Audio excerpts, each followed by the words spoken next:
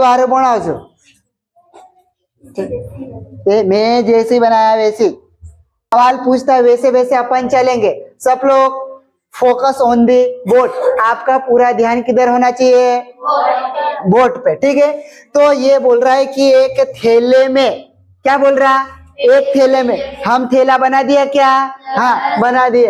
एक थैले में 3 लाल और 5 काली गेंद है, तो इस थैले में अपन 3 लाल बना देते हैं। ऐसे देखो, एक गेंद ये बन गई लाल, बन गई, फिर एक गेंद ये बन गई लाल, ठीक, एक गेंद ये बन गई लाल, ठीक, बन गई कैसे?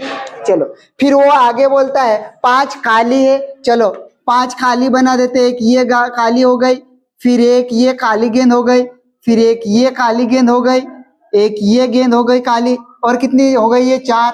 एक और बना देते, ये 5, 1 2 3 4 5 हो गए क्या? ठीक। वो बोल रहा है कि एक थैले में 3 लाल, तो हमने 3 लाल बना दे, और 5 काली गेंदे हैं, तो ये 5 बना दी। ठीक, इस थैले में से एक गेंद निकालता है, एक एक गेंद निकालता है। कितनी निकालता है? एक एक गेंद निकाली जाती है। इसकी प्रायिकता क्या है कि गेंद लाल हो? दूसरा सवाल है लाल नहीं हो। जब लाल नहीं होगी तो कौन सी गेंद निकालेंगे? काली। काली होने की मतलब लाल गेंद होने की प्रायिकता निकालना है और लाल नहीं होने की प्रायिकता निकालना। सवाल कितने हैं? 2।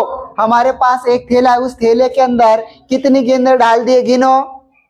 8। ठीक है, तो एक एक करके ऐसे 16 करके प्यार से लिख लेते हैं। हम लिखेंगे लाल गेंदे। कितनी गेंदे? लाल गेंदों की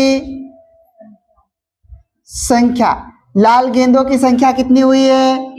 3। ऐसे प्यार से लिखेंगे। उसके बाद किसकी लिखेंगे? अगला, ठीक, काली गेंदों की संख्या। काली गेंद कितनी है अपने पास? 5। गुड। फिर इन दोनों को क्या जोड़ेंगे? कुल गेंदों की संख्या। कुल गेंदों की संख्या कितनी हो जाएगी? 5 और 3 8। कितनी हो गई? हो गई क्या? अब हमको निकालना क्या? लाल नहीं हो और एक हो लाल हो। ठीक है, तो आपको प्रायिकता निकालने का सूत्र याद है क्या? ठीक, हम लिखेंगे यहाँ पे प्रायिकता। क्या लिखेंगे? प्रायिकता P बराबर क्या लिखोगे यहाँ पे? अनुकूल परिणामों की संख्या की कुल परिणामों की संख्या। हाँ, अनुकूल परिणामों की संख्या बटे में क्या लिखोगे? कुल परिणामों की संख्या। यहां तक समझ में आया क्या? ठीक। अब ये सूत्र है, मतलब ये कुल परिणामों की संख्या का मतलब क्या होगा? कुल गेंदों की संख्या। अनुकूल परिणामों की संख्या मतलब क्या होगा? या तो फिर लाल गेंद भी हो सकते या काली गेंद भी हो सकते क्या? वो यहाँ पे लिखेंगे ऊपर। फिर सवाल नंबर 1 पहला हमें क्या कहता है? पहला सवाल क्या कहता है? लाल हो।